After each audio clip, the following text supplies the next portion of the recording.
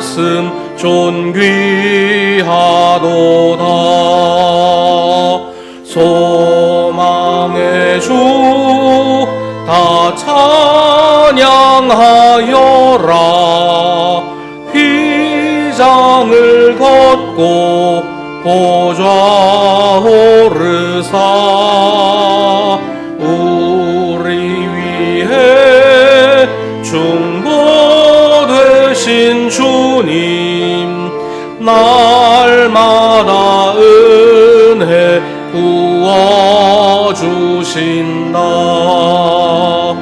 거룩한 주 다 경배하여라.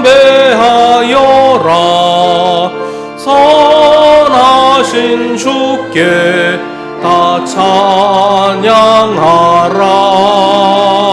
천사들도 다 경배하여라. 구세주 예수 영원하도다.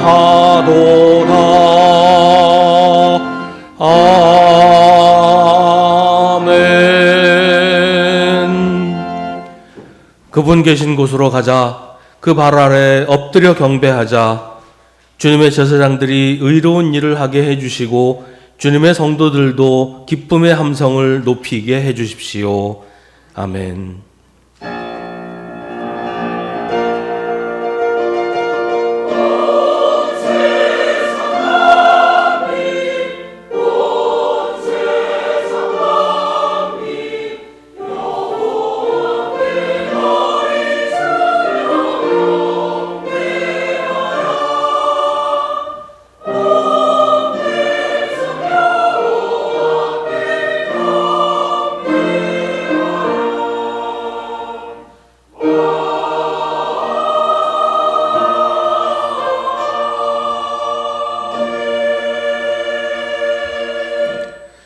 능력의 하나님, 주님은 전에도 계셨고 지금도 계시며 장차 오실 부활의 주님이십니다.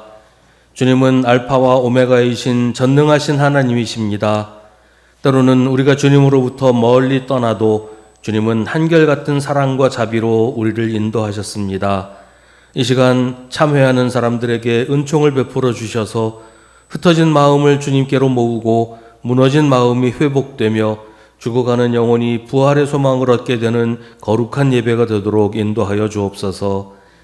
이제 계속해서 우리 각자의 죄를 주님께 고백하고 회개하는 기도를 드립니다.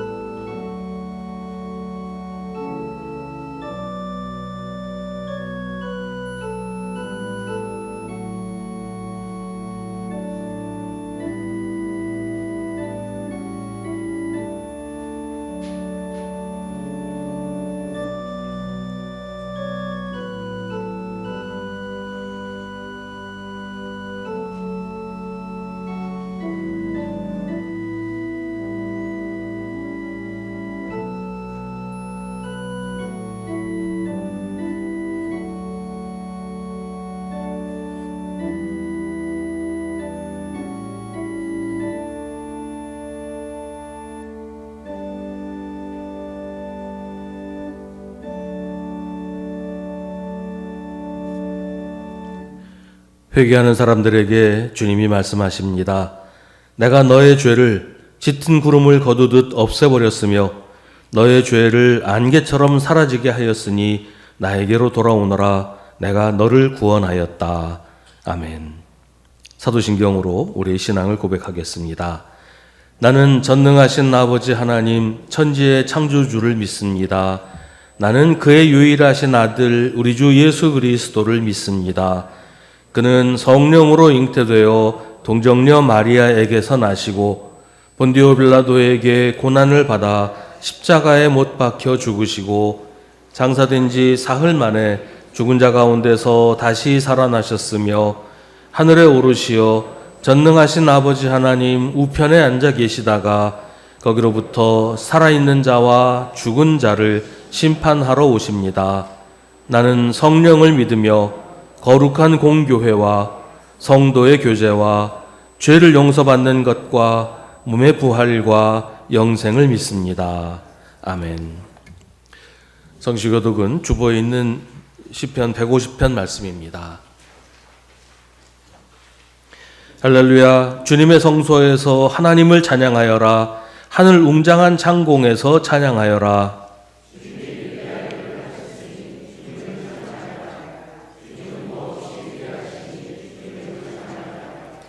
나팔 소리를 울리면서 주님을 찬양하고 검은 고와 수금을 타면서 주님을 찬양하여라.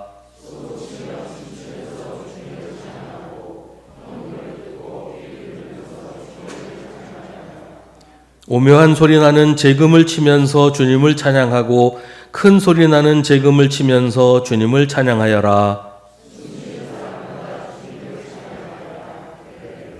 아멘.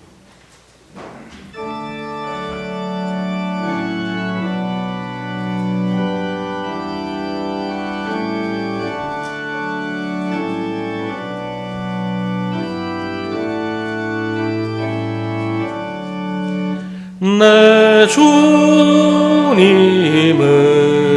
살아계셔 날 지켜주시니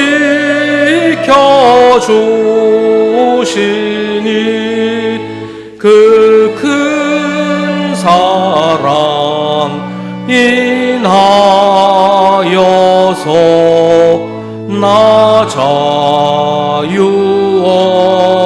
얻었네.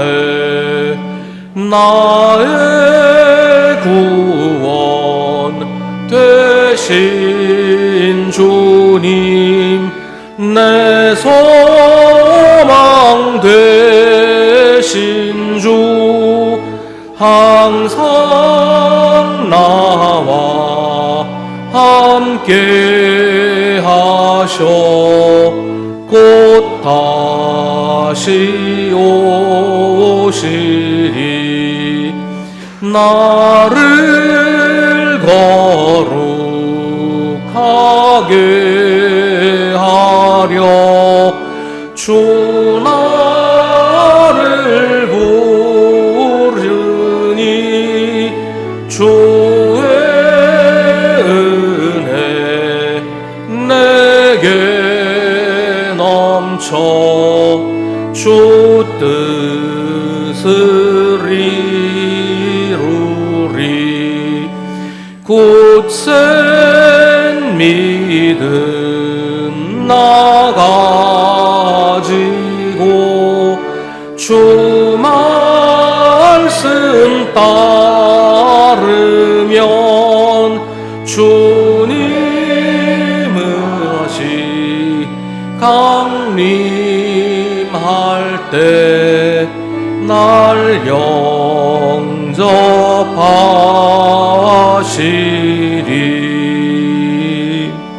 아멘.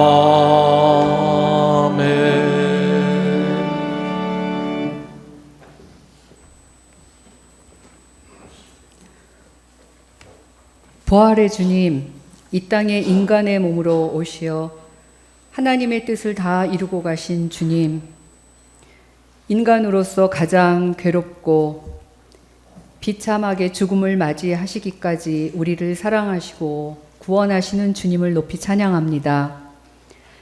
메말라 죽은 것만 같았던 마른 가지에서 새순이 돋아나고 있습니다.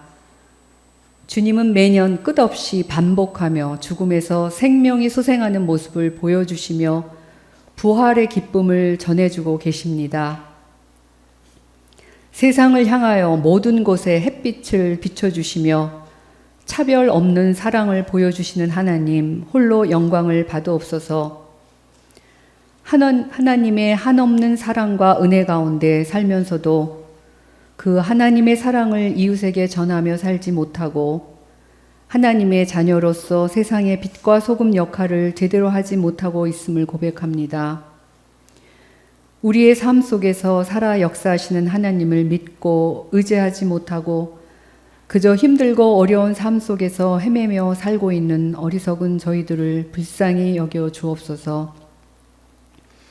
하나님, 이 지구 안에 살고 있는 모든 국가와 민족이 결국은 하나님 안에서 서로 하나임을 깨닫고 저들만의 이익을 위해 다른 이들의 불행을 가볍게 여기는 일이 없게 하옵소서.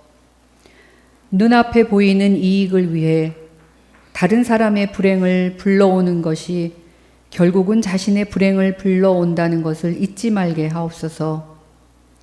서로 다름은, 즉 모든 영역에서의 다양성은 나와 구분짓는 기준이 아니라 우리의 지평을 넓혀가는 힘이 된다는 것을 우리 모두가 알게 하옵소서.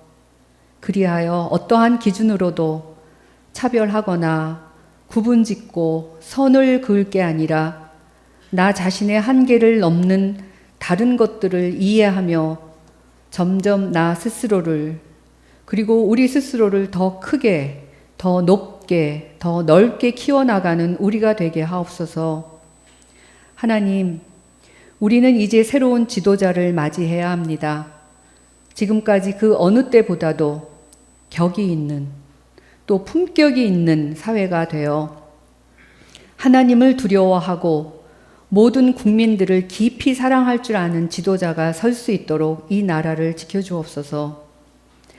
아무리 이해할 수 없는 행동을 하더라도 문제가 되는 부분만을 보지 말고 문제를 해결할 수 있는 방법을 고민하고 나아갈 방향을 찾는 데 집중하는 우리 사회가 되기를 간절히 기도드립니다. 주님, 수성교회가 이제 90년의 역사를 자랑하게 되었습니다. 그 오랜 기간 온갖 고난과 시련을 견뎌내고 90년을 지켜왔습니다. 하지만 긴 역사를 자랑하는 데 그치지 않고 지나온 과거를 바탕으로 앞으로 나아갈 힘을 얻고 새롭게 초심의 마음으로 돌아가 다시 일어서는 수성교회가 될 수 있도록 함께하여 주옵소서.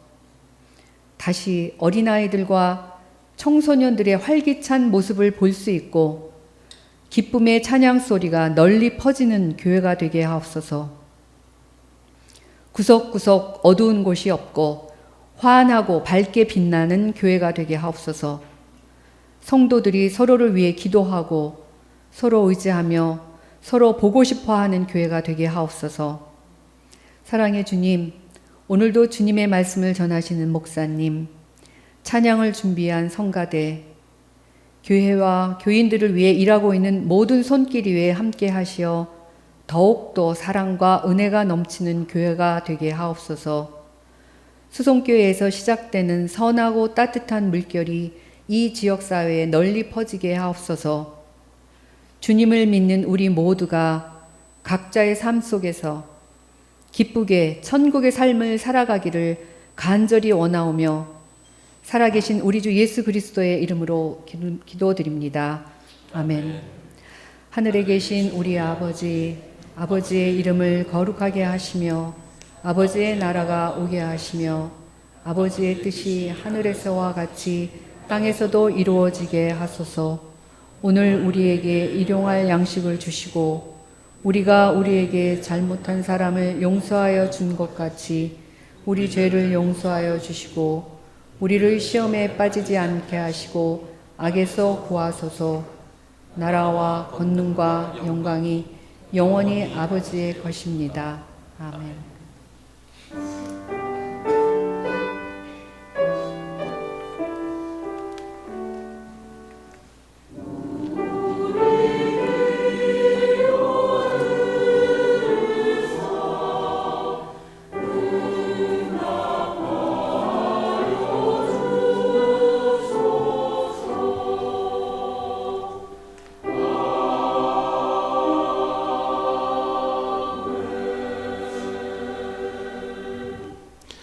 오늘 우리에게 주시는 하나님의 말씀은 신약성경 사도행전 5장 27절부터 32절입니다.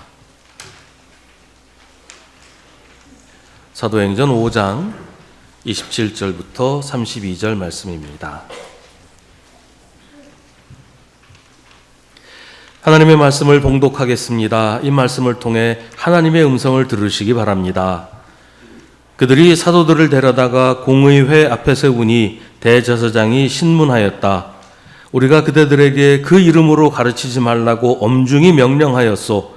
그런데도 그대들은 그대들의 가르침을 온 예루살렘에 퍼뜨렸소. 그대들은 그 사람의 피에 대한 책임을 우리에게 씌우려 하고 있소. 베드로와 사도들이 대답하였다. 사람에게 복종하는 것보다 하나님께 복종하는 것이 마땅합니다. 우리 조상들의 하나님은 여러분이 나무에 달아 죽인 예수를 살리셨습니다. 하나님께서는 이분을 높이시어 자기 오른쪽에 앉히시고 영도자와 구주로 삼으셔서 이스라엘이 회개를 하고 죄 사함을 받게 하셨습니다. 우리는 이 모든 일의 증인이며 하나님께서 자기에게 복종하는 사람들에게 주신 성령도 그러하십니다. 아멘. 이것은 하나님의 말씀입니다.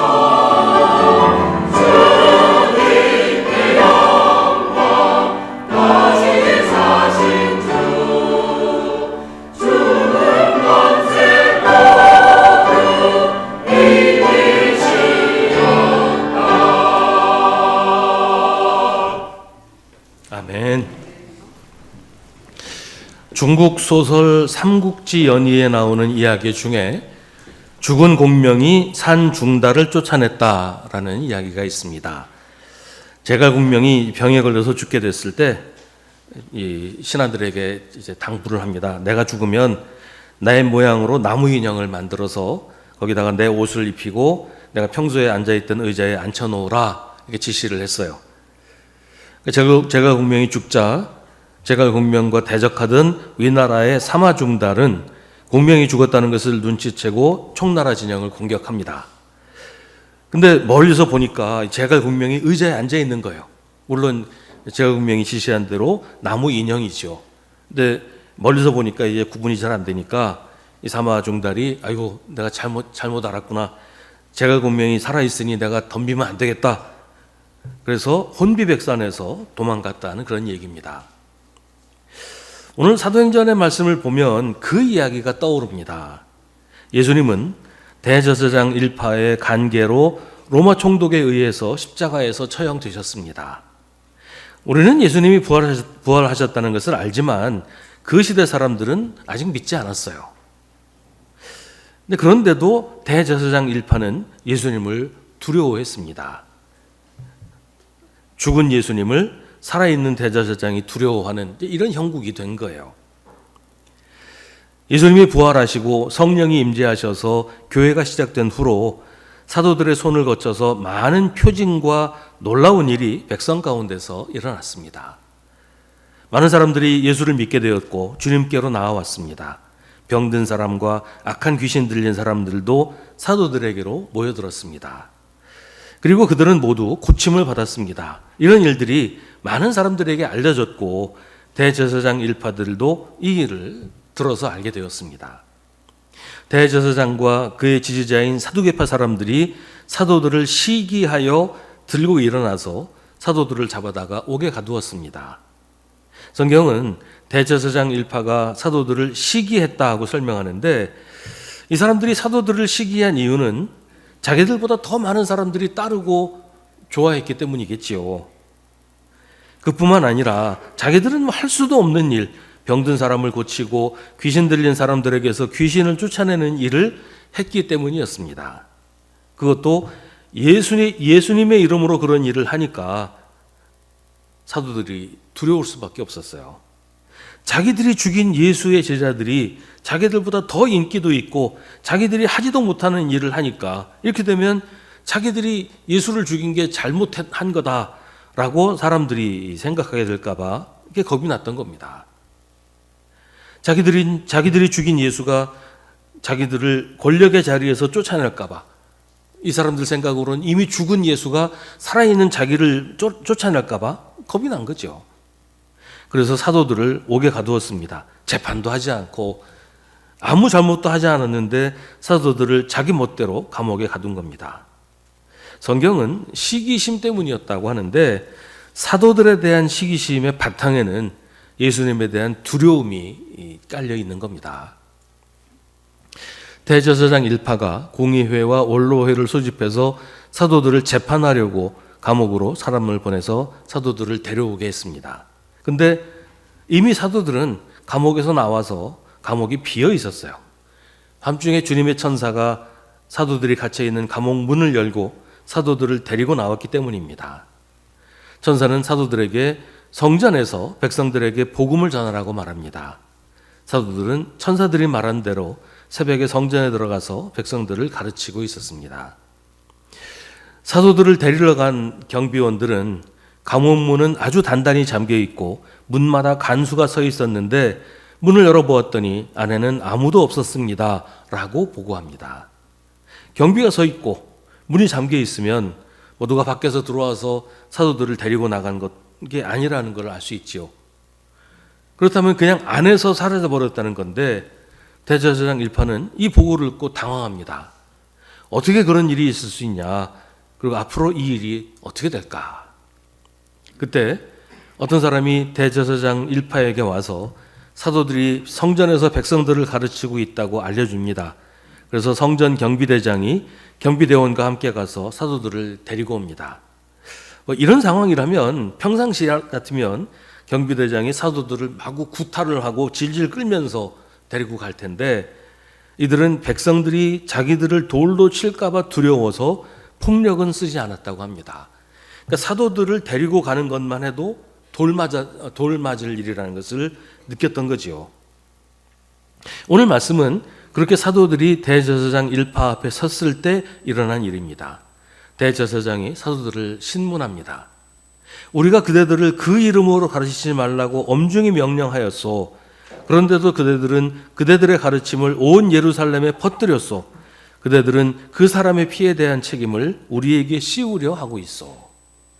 이 대제사장의 말을 가만히 들여다보면 한 가지 특이한 점을 발견할 수가 있어요. 대제사장은 애써 예수라고 하는 이름을 입에 담지 않습니다. 사도들은 분명히 예수 그리스도의 이름으로 가르치고 병도 고치고 귀신도 쫓아냈는데, 대제사장은 굳이 예수라고 하는 이름 대신 그 이름이라고 표현합니다. 또 제자들은 분명히 예수 그리스도의 복음을 전파했는데, 대제사장은 그대들의 가르침이라고 말합니다. 그러니까 예수라는 이름을 입에 담기가 두려운 거예요. 자기들이 예수님을 죽인 것에 대해서 아직도 두려워하고 있다는 것입니다. 근데 그들의 두려움은 하나님에 대한 것이 아니었어요. 그들은 자기들이 하나님의 아들을 죽였다고 두려워한 게 아니었습니다. 하나님께 죄를 지었다고 겁을 낸 것도 아니었어요. 그들은 다만 사람을 두려워할 뿐이었어요. 사도들의 인기가 자기들을 능가하는 것을 두려워했고 백성들이 자기들에게 반기를 들까 봐 두려웠습니다. 앞서 성전 경비병들이 성전에서 가르치고 있는 사도들을 잡으려고 왔다가 백성들이 자기들을 돌로 칠까 봐 겁을 먹었다고 했는데 같은 두려움을 대제사장 일파도 가지고 있었다는 겁니다. 바로 그 부분을 29절에서 사도들이 지적합니다. 사람에게 복종하는 것보다 하나님께 복종하는 것이 마땅합니다. 대제사장은 사도들에게 그 이름으로 가르치지 말라고 엄중히 명령했는데 왜 그 명령을 따르지 않느냐고 다그칩니다. 그런데 대제사장이 명령하면 무조건 들어야 됩니까? 정당하지 않은 명령이라도 명령이면 무조건 따라야 하는 것일까요? 물론 지금은 민주주의 시대니까 그게 옳다라고 인정을 하지만 이 시대에는 그런 시대가 아니거든요. 명령하면 무조건 들어야 된다. 이게 사람들의 일반적인 인식이었는데 그렇다고 누가 명령한다고 무조건 따라야 되는 게 아니라는 것은 성경의 전통이에요. 성경은 누가 윗사람이 명령한다고 무조건 따르지 않아도 된다. 그러지 말아야 된다라고 말합니다. 구약시대의 예언자들은 왕의 명령에도 부당하면 따르지 않았어요. 오히려 왕의 면전에서 경고하고 심판을 선포했습니다. 왕이 아니라 누구라고 해도 하나님의 뜻에 어긋나는 명령에는 복종하지 않는 것이 성경의 전통입니다. 대제사장이라고 하는 하나님이 세우신 질서는 존중해야 하지만 부당한 명령까지 따라야 하는 건 아니라는 겁니다.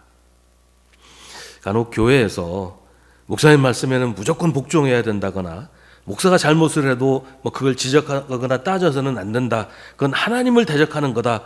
이런 식으로 말하는 경우를 종종 봐요. 그게 지금 사도들을 신문하는 대제사장의 논리입니다. 성경의 전통과 전혀 상관없는 그런 이야기라는 겁니다. 지금 대제사장은 내가 명령했는데 왜 내 말에 복종하지 않느냐고 사도들에게 질책합니다. 그에 대해 사도들은 명령의 근거를 따집니다. 그게 하나님의 명령입니까? 하나님이 그렇게 하라고 하셨습니까? 우리는 하나님이 하라고 하신 일을 했을 뿐입니다. 우리는 하나님께 복종하지 사람에게 복종하지 않습니다. 대제사장은 사도들에게 한 가지를 또 지적합니다. 그대들은 그 사람의 피에 대한 책임을 우리에게 씌우려 하고 있어. 실제로 사도들이 복음을 전하면서 대제사장이 예수를 죽였다 이렇게 말하고 다니지는 않았을 거예요. 그런 얘기 할 필요는 없잖아요. 예수 그리스도의 구원의 복음을 전하는 게 목적이지 누가 잘못했냐 누가 죽였냐 이 얘기를 할 필요는 없거든요. 그러니까 사도들이 사람들에게 그렇게 얘기하지는 않았을 거라고 봅니다. 그래도 대제사장은 두려웠어요.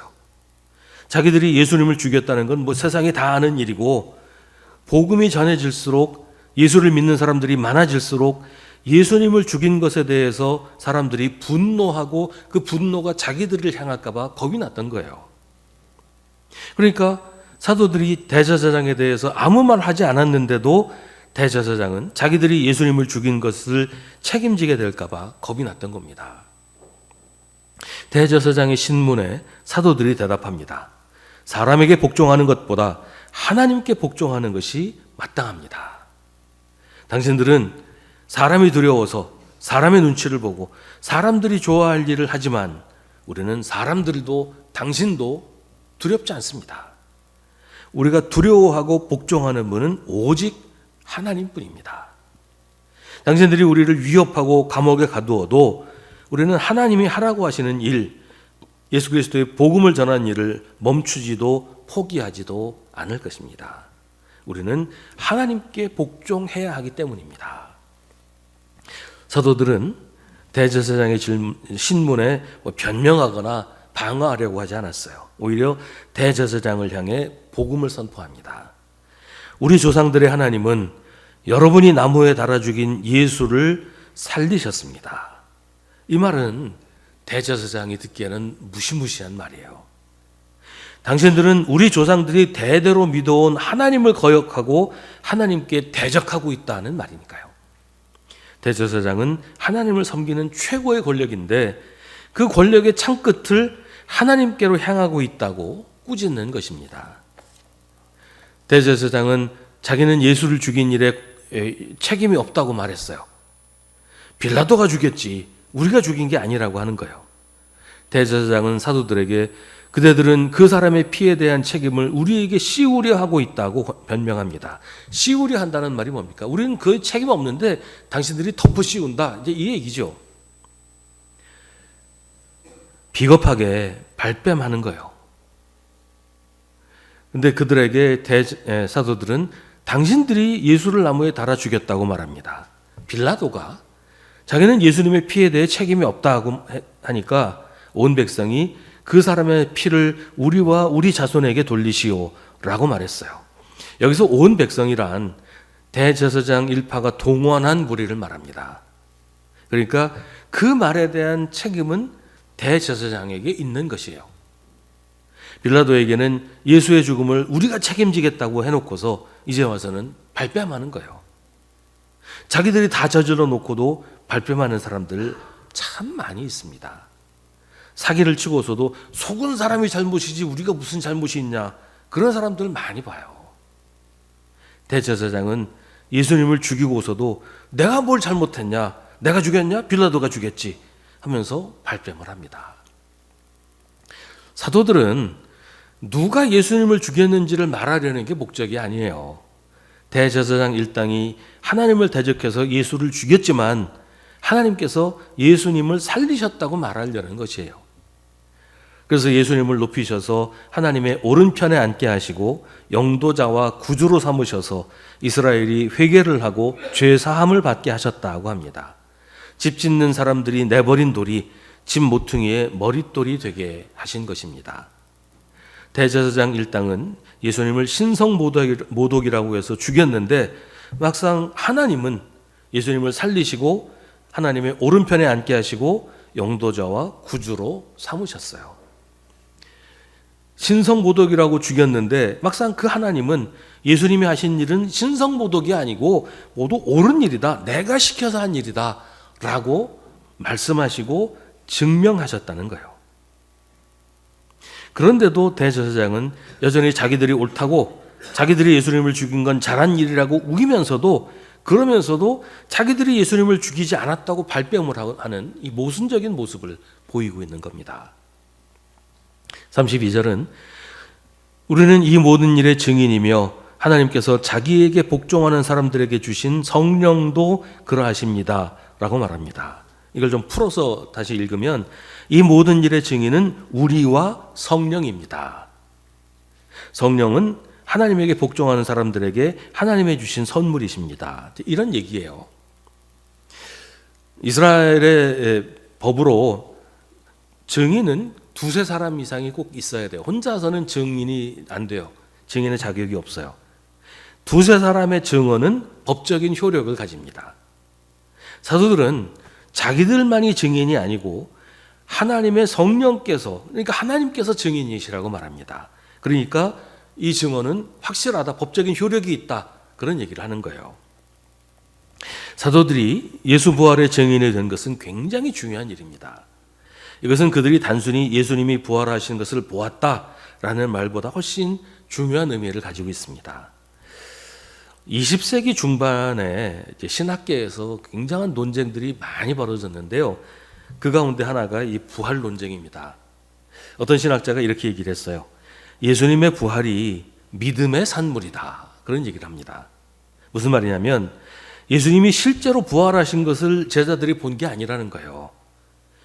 예수님이 하신 말씀, 예수님이 하신 그 일들을 곰곰이 곱씹어 보면서 예수님의 십자가를 믿음의 눈으로 보니까 아, 예수님이 살아계시는구나, 예수님이 부활하셨구나라는 것을 깨닫게 되었다, 그렇게 얘기를 합니다. 이런 주장을 하는 신학자들은 예수님이 몸으로 부활하셨는지는 별로 중요하지 않다고 해요. 예수님의 부활을 믿는 믿음이 중요한 것이라는 겁니다. 근데 이런 주장을 그냥 들으면 이 사람들은 예수님 부활하신 것을 안 믿는구나, 예수님 부활을 부정하는구나, 이렇게 생각할 수 있는데요. 꼭 그렇지는 않습니다. 어떤 의미에서는 지금 우리가 예수님의 부활을 믿는 이유를 설명해 주는 말일 수도 있어요. 우리도 예수님 못 봤잖아요. 예수님 부활하신 거 우리 눈으로 본 적 없잖아요. 그런데도 우리는 이 부활을 믿어요. 믿음의 눈으로 보니까 예수님 부활하신 것을 우리가 볼 수 있게 된단 말이에요. 믿음의 눈으로 보니까 예수님이 지금 나와 함께 계시는 것을 알게 된단 말이죠. 그 설명을 하는 거예요. 그런데 이를 정면으로 반박한 신학자가 있어요. 제자들이 예수님의 부활의 증인이 된 것은 믿음의 눈으로 십자가를 보았기 때문이 아니고 부활하신 예수님을 보았기 때문이다. 예수님을 보지 못했으면 예수님의 부활을 믿을 수 없었다라고 얘기를 합니다. 이게 왜 그러냐면 예수님의 제자들을 보세요. 예수님이 십자가에 달리실 때 다 뿔뿔이 흩어져서 도망갔어요. 자기 살기 바빴어요. 예수님 부활하신 후에도 방문 꽁꽁 닫아 걸고 숨어 있었어요. 겁쟁이들이에요. 그렇게 두려움에 사로잡혀 있던 사람들이 어떻게 하루아침에 부활의 증인이 됐을까요? 오늘 말씀에서처럼 대제사장 앞에서 당당하게 우리는 예수 부활의 증인이라고 말할 수 있을까요? 무서워서 숨어 있던 이 사람들이 어떻게 이렇게 달라질 수 있었을까요? 부활하신 예수님을 보았기 때문이에요. 부활하신 예수님을 만났기 때문에 부활을 알게 되고 믿게 된 것이고, 그래서 예수님의 부활을 보고 믿고 나서 증인이 될 수가 있었다는 거죠. 그러니까 만약에 정말 예수님의 제자들이 신실한 믿음을 가진 사람들이었기에 십자가를 보고 예수님 부활하셨구나라는 것을 알게 되었다면 그 전의 모습이 그런 믿음의 모습을 보여야 되잖아요. 근데 그런 모습이 전혀 없어요. 예수님 십자가에 달리셨을 때 다 도망갔던 사람들이 어떻게 하루아침에 이렇게 담대하게 증인이 될 수가 있냔 말이에요. 예수님 부활하신 걸 봤기 때문이에요. 만났기 때문에 이렇게 달라질 수가 있었단 말이죠. 죽을까 봐 숨어있던 겁쟁이가 죽음을 두려워하지 않는 증인이 된 것은 예수님의 부활을 그들이 직접 눈으로 확인했기 때문입니다. 그렇지 않고서는 그들이 증인이 된다는 건 있을 수 없는 일입니다. 사도들은 자기들만 증인이 아니라고 말합니다. 하나님의 성령께서도 예수 그리스도의 부활의 증인이라고 합니다. 이 말은 오순절 성령 강림 사건과 연관이 있습니다. 믿음이 없던 제자들이 예수님의 부활을 믿게 된 근거는 부활하신 예수님을 만난 것이었고, 겁 많고 비겁했던 제자들이 담대하게 부활을 정언하는 증인이 될 수 있었던 것은 성령께서 임재하셔서 그들이 성령 충만하게 되었기 때문입니다. 예수님의 부활을 만난 것이 증언의 근거요, 성령 충만하게 된 것이 증인이 될 수 있는 용기였습니다. 제자들이 예수님의 부활을 눈으로 보았다고 해도 목숨을 걸고 부활을 증언하는 증인이 되는 건 또 다른 일이거든요. 사실을 확인한다고 해서 모두 사실을 증언하는 건 아니에요. 요즘도 범죄 현장을 목격한 목격자가 너 사실대로 말하면 죽여, 범인이라든지 범인의 일파가 이렇게 협박하면 증언 못하는 경우들이 많아요. 증언을 해도 거짓 증언을 하는 일들이 많이 있죠. 사도들도 협박과 위협을 받았어요. 그랬는데도 담대하게 증인이 되었어요. 성령께서 함께 증인이 되어 주셨고, 사도들도 성령 충만해서 두려움 없이 예수 그리스도의 부활을 사실 그대로 전할 수 있게 된 것입니다. 지금 우리가 예수님의 부활을 믿는 것은 실제로 그 일을 목격하고 사실대로 증언한 사도들이 있었기 때문입니다. 그들이 증인이 된 이유, 그들이 증인이 되었다는 사실 자체가 우리가 예수님의 부활을 믿을 수 있는 증거입니다. 또 그들이 담대하게 증언할 수 있도록 용기를 주시고 믿음을 주신 성령께서 함께 증인이 되어 주셨기 때문입니다. 지금 우리가 예수님을 우리 눈으로 직접 볼 수는 없지만 예수 그리스도의 부활의 증인이신 성령께서 우리 안에 계시면서 우리에게 그 사실을 증언해 주시고 그 사실을 믿게 해 주십니다.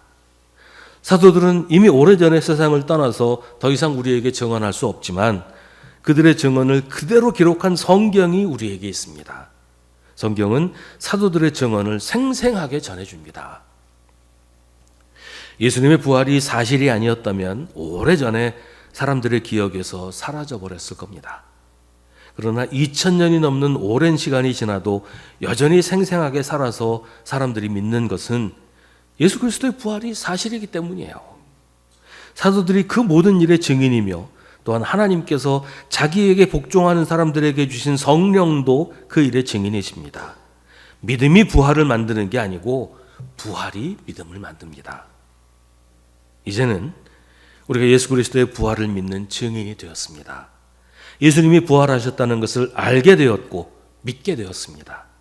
지금 우리 안에 계신 성령께서 우리에게 그 사실을 알려주십니다.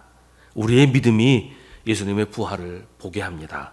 먼저 예수님이 부활하셨고 그래서 우리가 예수를 믿게 되었고 믿음의 눈으로 보니 부활하신 예수님을 보는 겁니다. 이제는 우리가 예수 그리스도의 부활을 사람들에게 증언해야 합니다. 부활을 묻는 사람들에게 우리가 증인이 되어야 합니다. 그 증언은 멈출 수 없고 세대를 이어 주님 다시 오실 때까지 전해질 것입니다. 우리가 부활의 증인입니다. 기도하겠습니다.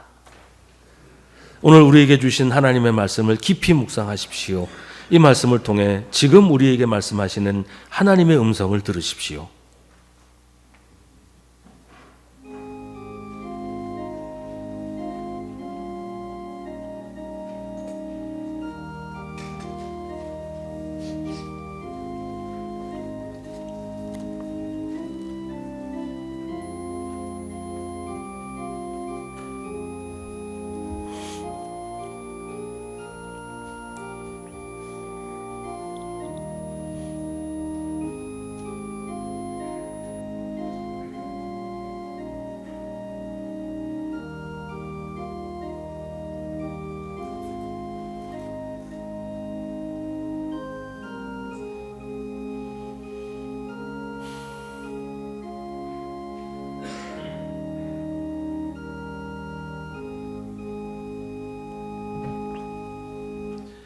하나님, 우리를 위해 예수님을 다시 살리신 하나님의 능력과 은혜에 찬양을 드립니다. 우리의 부활을 믿지 못해서 여전히 두려워하고 낙심하는 저희를 불쌍히 여기시고 예수님을 부활하게 하신 하나님께서 예수님처럼 우리도 부활하게 하실 거라는 사실을 믿고 담대하게 살아가게 하시고 우리도 부활의 증인이 되어서 어둠 속에서 두려워하는 사람들을 부활의 빛으로 인도하게 하옵소서. 예수님의 이름으로 기도하옵나이다. 아멘.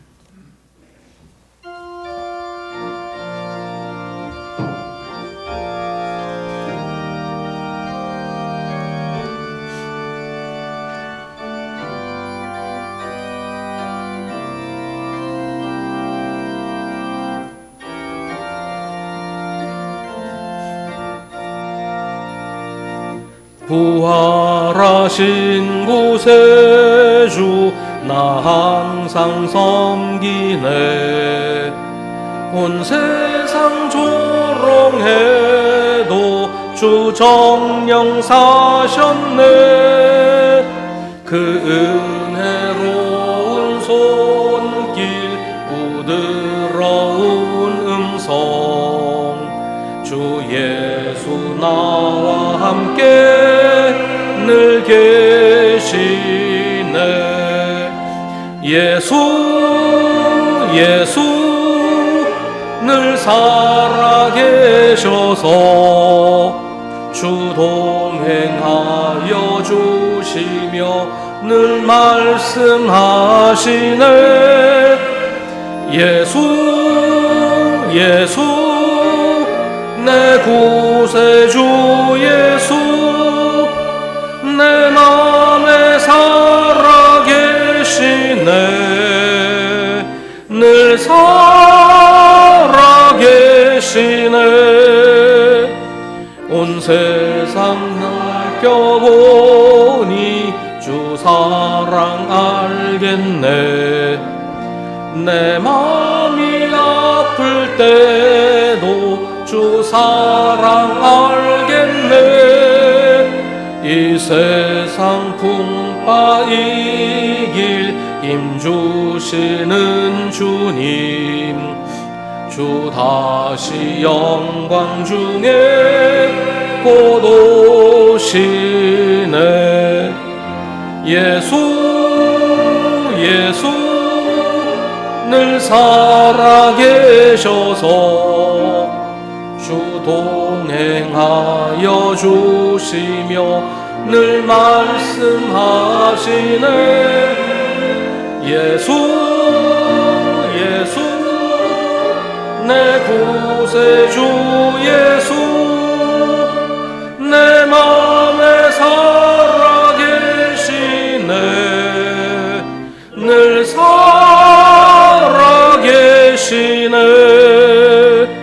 주 믿는 성도들아 다 기쁜 노래로 주 예수 우리와 함께 다 찬양 드리세. 이 세상 소망이요 참 친구 되시는 주 예수 영원토록 찬양하세. 예수 예수 늘 살아계셔서 주 동행하여 주시며 늘 말씀하시네. 예수 예수 내 구세주 예수 내 맘에 살아계시네. 늘 살아계시네.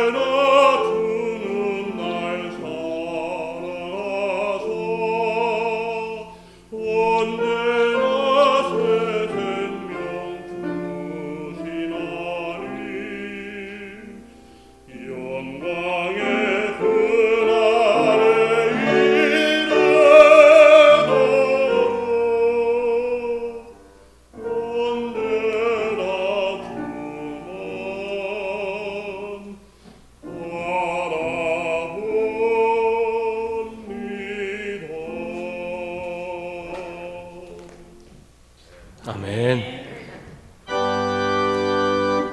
모든 것이 주께로부터 왔으니 이 예물을 주께 바치나이다.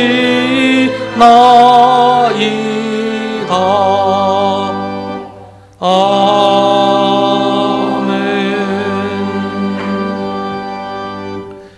거룩하신 하나님, 주님 앞에 나와 예배하고 찬송하며 기도하는 시간이 얼마나 복되고 아름다운지요. 주님의 은혜가 얼마나 크고 놀라운지요. 이 시간 주님 앞에 정성 들여 예물을 바치오니 받아주시옵소서. 주님께 바치는 저희의 손길을 기억하시고 늘 주님 위에 살아가겠다는 각오와 결단이 있게 하여 주옵소서. 참으로 어려운 시절을 저희가 살아갑니다. 많이 힘들고 많이 지치고 또 많이 두렵습니다. 저희를 불쌍히 여기셔서 이 땅에 주님의 평화가 임하도록 함께 하여 주시옵소서. 사람들의 마음속에 미움과 원한 대신 사랑과 용서가 있게 하시고 나의 이익을 위해서라도 다른 사람들을 배려하고 참아주고 양보하는 일이 꼭 필요하다는 사실을 깨닫도록 인도하여 주옵소서. 4월도 이제 마지막 주일입니다. 꽃이 피어나고 봄이 무르익은 이 계절에 아직도 저희 마음은 아직 활짝 피어나지 못하고 있습니다.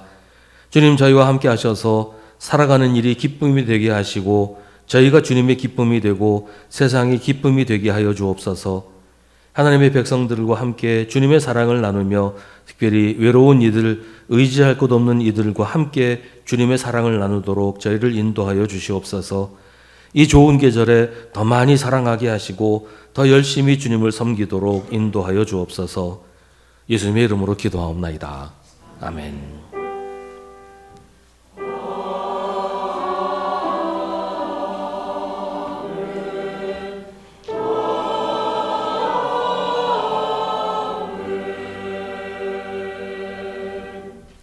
잠시 자리에 앉으시기 바랍니다. 우리 함께 예배드린 성도들과 인사 나누겠습니다. 주님의 이름으로 문안하시고 인사하십시다. 매일 저녁 9시에 교회를 위해서 기도하실 때 이번 한 주간은 90주년 예배와 행사를 위해서 기도해 주시기 바랍니다. 어제 교회 대청소에 함께 하신 분들께 감사드립니다. 몇 가지 좀 더 해야 될 일이 남았는데요. 오실 때 보셨겠지만 어제 폐기물들을 다 한 곳에 지금 쌓아놨거든요. 그 폐기물들을 좀 분류를 해서 이제 재활용할 것 또 그냥 버릴 것 좀 나눠야 돼서 예배 마치고 바로 잠깐 그 작업을 하시고 교구별 모임을 하셨으면 좋겠어요. 그러니까 예배 끝나고 바로 아래 내려가셔서 그 폐기물들 좀 분류해서 나누는 작업을 좀 함께 해주시기 바랍니다. 그 하시고 이제 교구별 모임 함께 하시면 좋겠습니다. 5월 성경 읽기표 나왔습니다. 우리 성경 읽기 다 참여하시기를 바랍니다. 오늘 1시 30분에 당회실에서 4월 정기 당회를 모입니다. 이번 주 수요 기도회는 소망교구가 주관하는 구역연합 예배입니다. 다음 주일 오후 성경 공부 후에 5월 정기 재직회를 모입니다. 5월 11일은 우리 수성교회 창립 90주년 기념주일입니다. 주일 예배는 오전 11시에 전교인 예배로 드립니다. 오후 3시에는 창립 기념 예배를 드립니다. 5월 5일부터 10일까지 한 주간 수성교회 창립 90주년 예배와 행사 그리고 수성교회 부흥을 위해서 연속 기도를 합니다. 우리 연속 기도 빈칸 남지 않도록 빈 시간 생기지 않도록 다 채워서 연속으로 정말 기도할 수 있도록 힘써 주시기를 바랍니다. 그 연속 기도표 본당 입구에 붙어 있으니까요. 나가시면서 꼭 이름 하나씩 적으시기를 바랍니다. 5월 4일 주일 공동 식사는 충성교구에서 준비합니다. 5월 18일 주일 공동 식사는 화평교구에서 준비합니다. 저는 이번 주 한 주간 기도원에 다녀오겠습니다. 저를 위해서도 기도해 주시기 바랍니다. 이 시간 함께 중보의 기도를 드리겠습니다. 오늘은 우리 한국 교회를 위해서 기도하겠습니다. 선교 초기에 우리 민족의 빛이요 등대였던 교회가 오늘은 사회에서 정말 걱정해야 되는 세상의 교회를 걱정하는 그런 지경이 됐습니다. 물론 오해도 있고 잘 모르는 부분도 많이 있어서 그렇지만 또 실제로 많은 사람들의 입에 오르내리는 그런 부분도 참 많이 있습니다. 우리 한국 교회가 좀 하나님께서 처음에 세워주셨던 그 모습을 회복하고 처음 사랑을 회복하고 처음의 거룩함과 경건을 회복하는 하나님께서 기뻐하시는 교회가 될 수 있도록 우리 한국 교회를 위해서 함께 기도하겠습니다.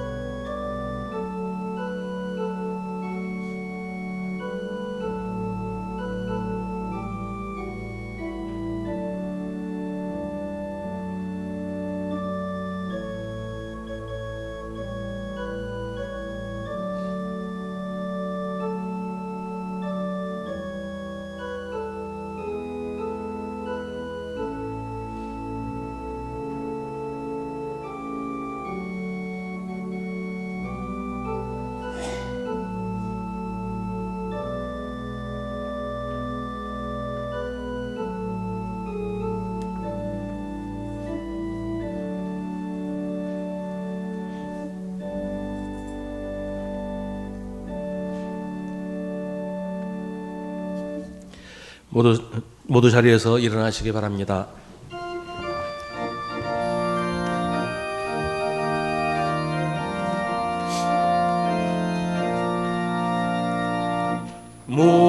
무덤에 머물러 예수 내 구주 새벽 기다렸네 예수 내 주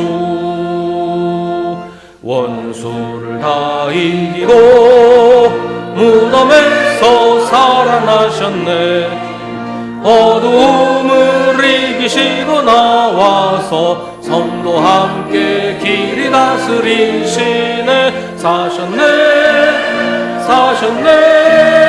예수 다시 사셨네 헛되이 지키네 예수 내 구주 헛되이 공하네 예수 내 주 원수를 다 이기고 무덤에서 살아나셨네 어두움을 이기시고 나와서 성도 함께 길이 다스리시네 사셨네 예수 다시 사셨네 거기 못할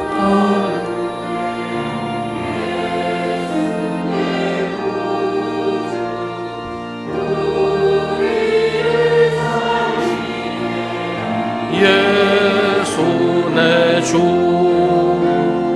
원수를 다 이기고 무덤에서 살아나셨네 어두움을 이기시고 나와서 성도 함께 길이 다스리시네 사셨네 예수 다시 사셨네 세상에서 모든 사람들에게 부활의 증인으로 사십시오. 우리 구주 예수 그리스도의 은혜와 하나님 아버지의 사랑과 성령의 사귐이 주님을 예배하는 사랑하는 주님의 자녀들에게 언제나 언제까지나 함께 하시기를 간절히 축원하옵나이다. 아멘.